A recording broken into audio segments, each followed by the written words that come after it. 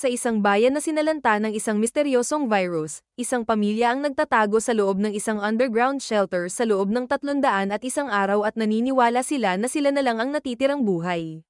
Palaging pinapaalalahanan ni Ray at Claire ang kanilang anak na si Zoe na huwag kailanman maging maingay, huwag mawala ng kontrol, at huwag kailanman umalis sa shelter dahil maaaring patayin siya ng mga nilalang na kilala bilang breeders. Isang umaga, nagising si Zoe pagkatapos bangungutin tungkol sa breeders na nasa ilalim ng kama. Nang suriin siya ni Claire, sinabi ni Zoe na ang kanyang nagsasalita na manika ay natatakot, kaya dinala siya ni Claire upang makita si Ray para pakalmayin siya. Habang naglalakad sila sa loob ng shelter, ang anino ay nagpapakaba kay Zoe, ngunit si Ray lang pala ito. Tinitiyak niya na ligtas sila at naglalaro ng maikli na laro na nagbabahagi sila na tinatawag na ulat, kung saan sinabi niya sa kanya ang mga detalye ng kanyang nakikita para kumpirmahin na walang nangyari. Nag-aalala pa rin si Zoe sa pasukan, kaya hinayaan siya ni Ray na umakyat sa hagdan patungo sa pinto. Sinusuri ng batang babae ang lahat ng mga kandado at kadena hanggang sa huli niyang matiyak na maayos ang lahat at pagkatapos ay bumalik sa kanyang mga magulang. Pagkatapos ay nagdagdag si Zoe ng isa pang marka sa dingding na binibilang ang mga araw na naroon sila, at pumili ng isang lata ng mga peach mula sa almusal, kahit ito lang ang pagpipilian nila. Mukhang hindi gumagana ang water pump, kaya kailangan itong buksan ni Ray at hawakan ng ilang gamit sa loob para gumana itong muli. Biglang sinabi ni Zoe na ang lata ng pagkain ay walang laman at mayroong butas sa gilid ng lata. Sinuri ni na Claire at Ray ang pantry at natuklasang 12 lata ang walang laman, nakatumbas ng 2 linggong kainan. Habang itinatapon nila ang lahat, nalaman nilang may isang daga na nakalusot sa daluyan ng hangin. Nag-aalala si Zoe na maaaring pumasok doon ang mga breeders, ngunit ipinaliwanag ng kanyang mga magulang na napakaliit ng daluyan ng hangin para sa kanila. Pagkatapos ay sinabi ni Claire na kailangan nilang magsimulang kumain ng tipid, at nagreklamo si Zoe dahil kakaunti na ang kanilang kinakain. Pagkatapos nilang kumain ng beans para sa almusal ay patuloy na nagrereklamo si Claire tungkol sa sitwasyon. Kinakagalit niya na hindi siya maaaring maglaro sa labas, at wala siyang mga kaibigan, at wala siyang anumang bagay. Agad siyang pinagalitan ni Ray at pinaalala na mayroon siyang mga magulang, na higit pa sa mga taong namatay noong araw ng pagkalat ng virus.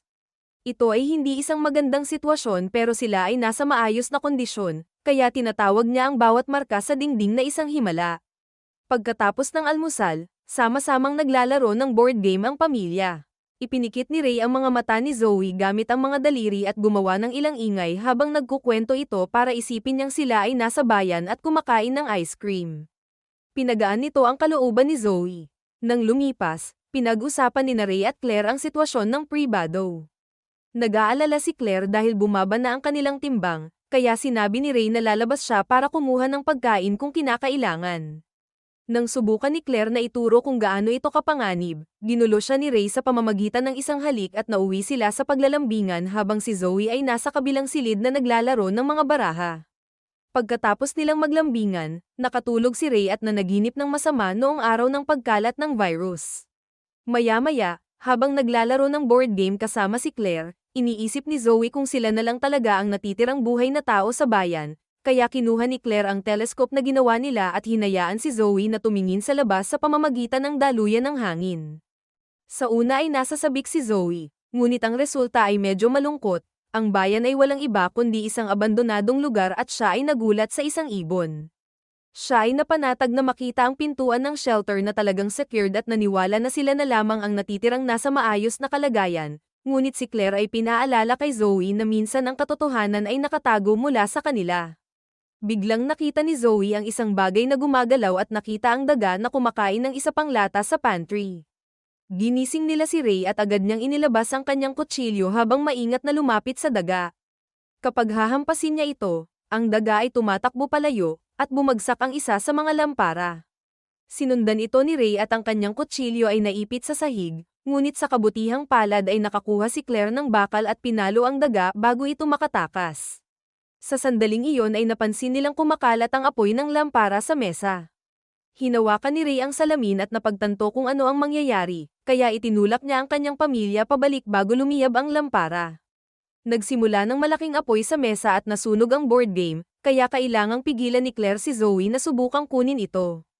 Habang muling nagpupumiglas si Ray sa water pump, Itinago ni Claire si Zoe sa sulok at kumuha ng malaking piraso ng tela upang subukang patayin ang apoy.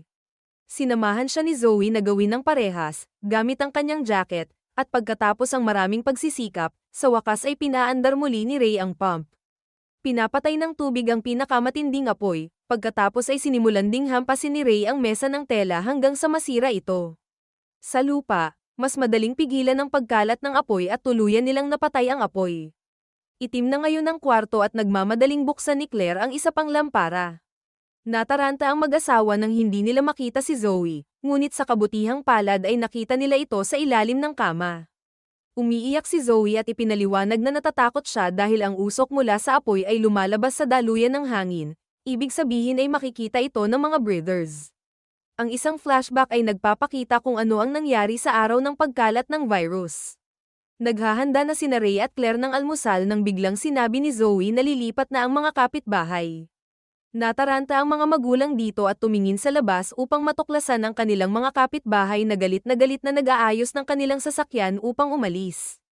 Tinanong ni Ray at Claire kung ano ang nangyari at tumanggi ang mag-asawang kapitbahay na sumagot, ngunit ipinaliwanag ng kanilang anak na si Joey na sinabi ng isang tao ng gobyerno na ang isang virus sa bayan ay ginagawang demonyo ang ugali ng mga tao.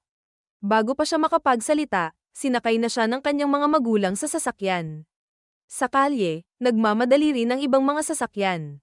Sa sandaling iyon ay hindi sinasadyang na-activate ng usok mula sa kanilang niluluto ang alarma sa sunog, kaya naman sa kasalukuyan ay naalala ni Claire ang araw na iyon.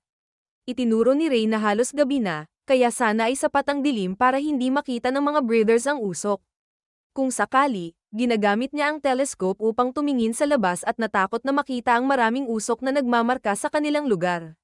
Si Claire ay nabigla at si Zoe ay umiiyak, na nagsasabi na ang kanyang bangungot ay nagkatotoo. Pinaalalahanan sila ni Ray na mahalagang manatiling kalmado at kahit na nakikita ng mga breathers ang usok ngayon, sa oras na makarating sila doon ay mawawala na ang usok. Hinanap na nila ang lugar noon at hindi na nila nakita, kaya hindi naisip ni Ray na mababago yun ngayon dahil maayos na nakatago ang underground shelter. Sa kasamaang palad, may napagtanto si Claire na mawawala ang usok, ngunit nag-iiwan ito ng abo. Gusto niyang pumunta sa taas at linisin ang abo bago sila matagpuan, at sumang-ayon si Ray na wala silang pagpipilian.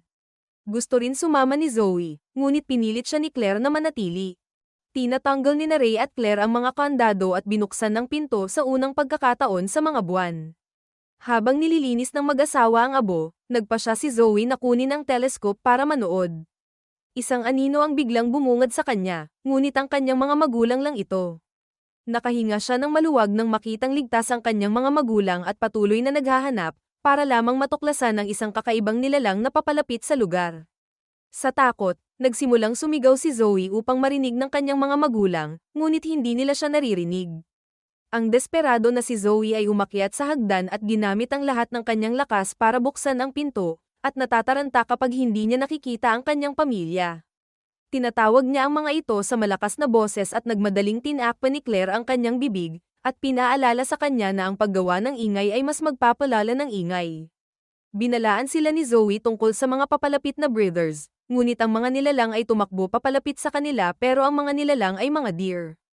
Iniisip ni Ray na isa itong maling alarma, ngunit itinuro ni Claire na may tinatakasan ang mga deer at pinipilit ang kanyang pamilya na bumalik sa underground shelter. Sinigurado ni Ray na naisara ng mabuti ang pintuan, ngunit nag-aalala ang pamilya dahil nakakarinig sila ng mga yabag. Lumilitaw na isa lamang ang breather na hindi makatwiran dahil karaniwan sila ay naglalakbay bilang grupo. Masyadong natakot at hindi mapigilan ni Zoe ang pag-iyak, kaya napapikit si Ray at bumulong ng magandang senaryo para pakalmayin siya. Habang umaakyat ang mga yabag sa itaas nila ay tila kumukupas, ang pamilya ay nanatiling tahimik hanggat maaari. Sa kasamaang palad, ang manika ni Zoe ay nasabit sa isang tubo at si Zoe ay nanigas, ngunit ang lubid ay kumalas at ang manika ay nagsimulang gumawa ng mga ingay. Agad na kinuha ni Ray ang manika at sinira ito para makuha ang voice box na nagpaiyak kay Zoe. Sa sandaling iyon ay nagsimulang yumanig ang pinto, kaya umakyat si Claire sa hagdan upang subukang pigilan ito, isang kadena ang nahulog at tumama sa kanyang ulo. Isa-isang naputol ang mga kadena dahil sa pagyanig habang si Ray ay nagpupumiglas sa pump ng tubig hanggang sa maputol niya ito. Nagmadali niyang ibinigay ang tubo kay Claire, na inilalagay ang lahat ng kanyang bigat sa huling kadena upang pigilan ang pinto. Nagagawa pang buksan ng kaunti ang pinto ng breather, kaya ginamit ni Ray ang tubo para simulan siyang hampasin hanggang sa mapa-atras ito. Ngayon ay maaaring isara muli ng mag-asawa ang pinto at isara ito gamit ang tubo. Malapit nang huminto ang pagyanig, ngunit naririnig pa rin ng pamilya ang breathers sa taas ng pinto. Bigla silang nakarinig ng ilang ingay sa kabilang kwarto at napansin ang mga lata na gumugulong sa lupa. Ang buong shelter ay nagsimulang yumanig at ang pamilya ay napagtanto na ang breathers ay nagdala ng higit pa sa kanyang mga kasama upang umatake. Ang isa pang flashback ay nagpapakita na sa araw ng pagkalat ng virus, sinubukan din ng pamilya ni Ray na tumakas sakay ng kanilang sasakyan.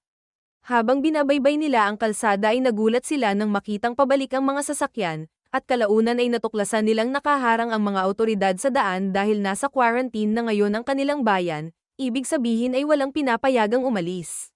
Biglang may bumagsak na bato sa sasakyan ni Ray dahil may lindol sa lugar. Sa kasalukuyan, sa wakas nasira ang pinto at pumasok ang isang grupo ng mga breathers. Tumakbo ang pamilya sa kabilang silid at sinira ni Claire ang lampara upang gumawa ng sunog, pagkatapos ay itinumba nila Ray ang pantry upang harangan ang daan. Hindi sila makahinga ng maayos, kaya umupo si Ray sa upuan at tinulungan sina Claire at Zoe na makatakas sa daluyan ng hangin dahil maliit sila. Pagkatapos ay sinubukan ni Claire na tulungan si Ray na makalusot din sa daluyan ng hangin, ngunit sa kasamaang palad ay hindi siya magkasya.